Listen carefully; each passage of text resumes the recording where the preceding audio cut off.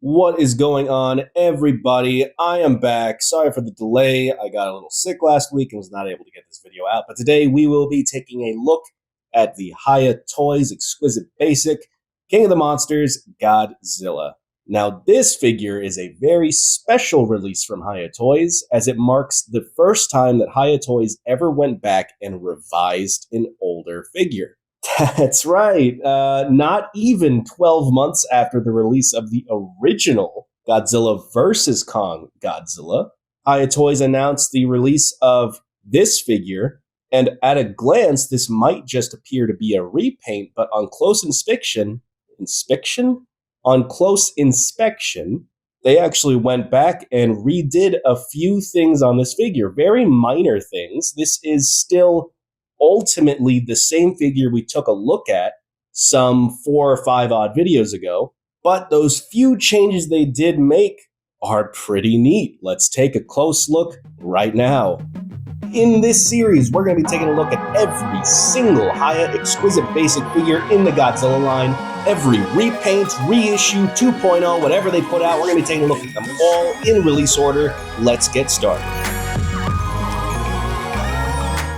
So let's jump right into it and let's get a closer look at all of this amazing sculpted detailing. So just like the original GvK release, this figure is extraordinarily sculpted. Now again, a lot of this detailing may look familiar to those who already own the original Godzilla vs. Kong figure, or if you happen to check out my very first video. But what I think the difference here is going to be is that the paint job is bringing out a lot more of that detailing than we saw on the first figure. And so speaking of that first figure, let's just go ahead and rip the Band-Aid off and let's bring in that original GvK figure.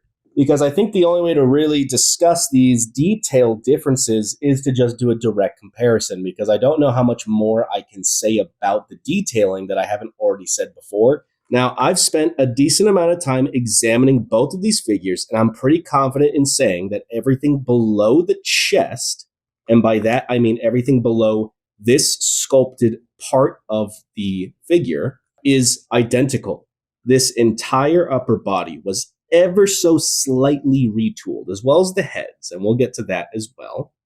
Taking a closer look at these body pieces, so these scales right here are very flat, whereas on the KOTM figure, they're protruding out of the body much more. They're thicker. They're not flat. Taking a look at underneath the arms, there's a lot finer scales sculpted onto the body. As you can see on this figure, those scales are bigger, more bubble-like, while on this figure, they are sharper. The same could be said for the chests, which are largely the same, but there's a few areas where the detailing is just much more refined on the KOTM figure here, specifically right around the abs. As you can see on the GvK figure, there is sculpted layering going on the body sculpt. Now, in my original video for this figure, I did mention that I believed that this is a case of the paint being applied too thick on the body. I still believe that is the case in terms of why this looks so muddied. But on the KOTM figure, that detailing is much sharper, much more defined. There's cross-sectioning going on with the detailing. I don't believe that this detailing is on this sculpt, even if I do believe that the detailing that is here is muddied. Now, moving on to the back, the spines. This is where things get a little interesting. Now, the reason why I believe they did all of their resculpts on just this body piece and nothing else is because if we take a look at the ass piece here, this section of the body right here, you can see that on the GvK version, the detailing on the spines is going to have this wavy texture. And while we're at it, the larger spines are going to have a more rough, almost scab-like detailing going on.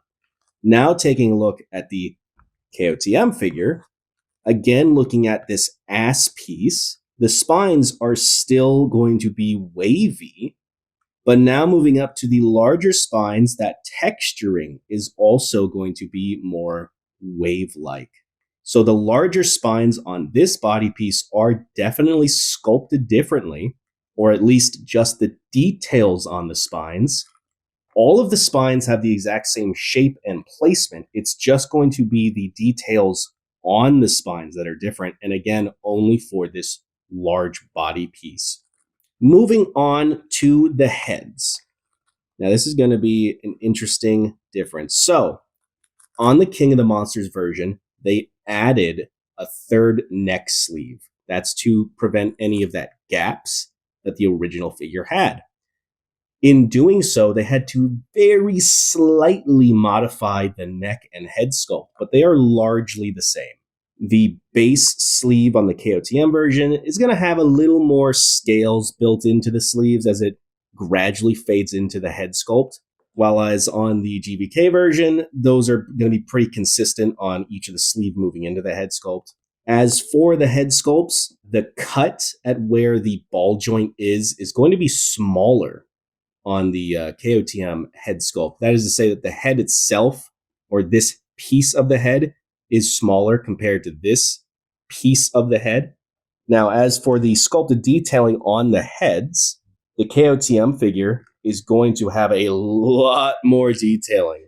As you can see there, the head on the KOTM figure has all kinds of crazy fine scales going all the way down to the tip of the nose. They also managed to remove the pin on the side of the jaw. Here on the GvK version, you can see that pin is clearly sculpted in there. And on the KOTM version, they hid that under the sculpt. Very, very nice. Looks very sleek now. All good stuff.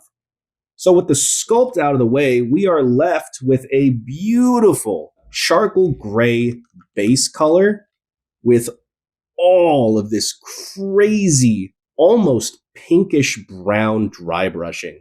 Now, I already talked about how impressive the dry brushing was on the GvK figure, but holy crap, is it taken to a whole new level on the KOTM figure.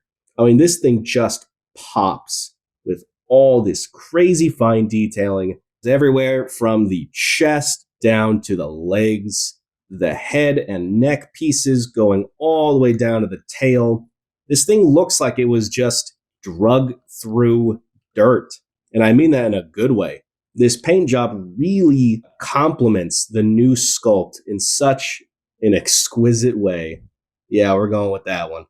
Now, speaking of exquisite, let's take a look now at the Hiya eyes. This figure has some of the best paint applications on eyes that I have seen on a scale like this. I don't quite know how to demonstrate just how microscopic these eyes are. I mean, the head itself is about half an inch long. So we're talking about eyes that are like a 1/16 of an inch. I don't even know if I'll be able to do this justice with my camera equipment, but I'm going to try. Again, there's the GvK beautiful, ferocious red eyes.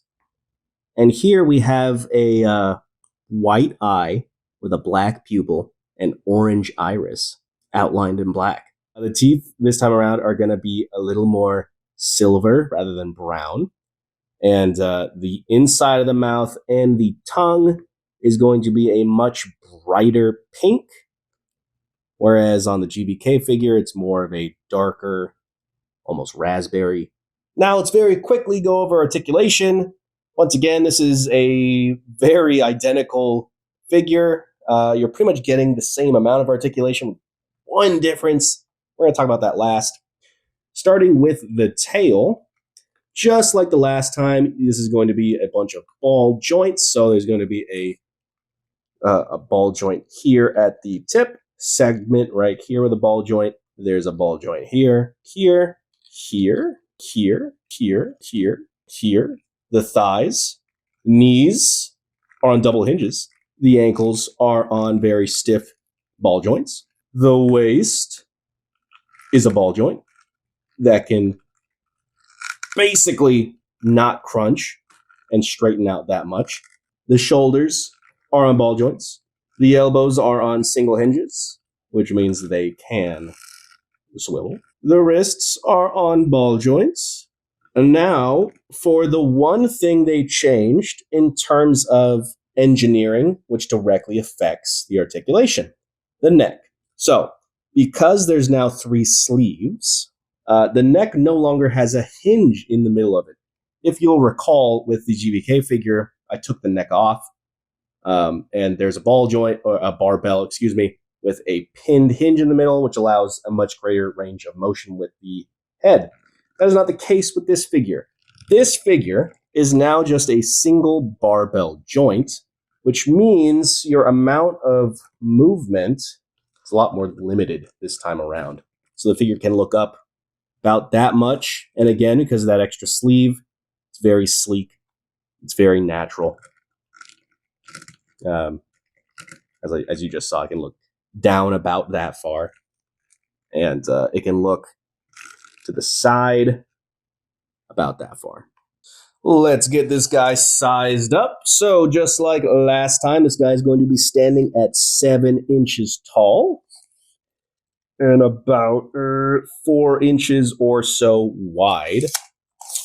This figure is going to be approximately 13 inches long. So here's the figure compared to the original GvK Kong and Godzilla. Again, this is pretty much the same figure as that GvK Godzilla, so he's going to scale identically with Kong. And here's the figure compared to the SH Monster Arts San Diego Comic-Con exclusive King Kong, as well as the GxK Godzilla pre-evolved. And here is the comparison that I know everyone's been waiting for.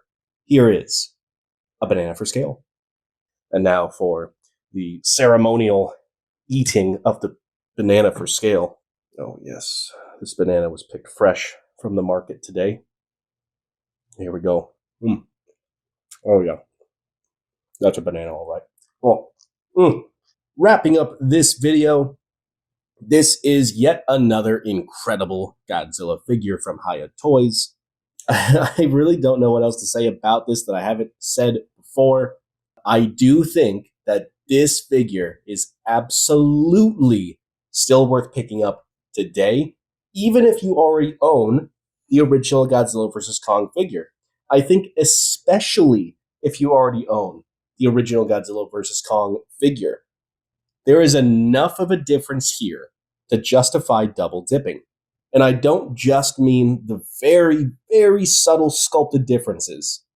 This figure has a different look, a different feel. Personally, it's my preferred look of the two. While I do really like the red eyes on the head of that original figure, I like this figure overall much better. The details are much sharper and pronounced on this figure. I think it looks better on a shelf than that original figure does. Although, I do think it's unfortunate that Hiya downgraded the neck system on this figure, as that's a neck system we're basically never going to see again. If they were going to go the extra mile to make a new mold, I think they could have pushed things further. The engineering and the articulation, for instance, they could have attempted more out of this, and they will attempt more much later on. But this is a solid release.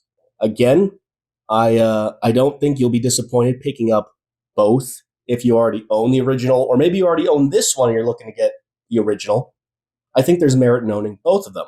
That said, they aren't quite done using this mold. We will be taking a look at that next video. So until then, guys, thank you for watching. Thank you for sticking around. Let me know if there's anything you would like to see from this channel. Let me know if there's anything you would like me to improve on. Till next time, guys. See ya.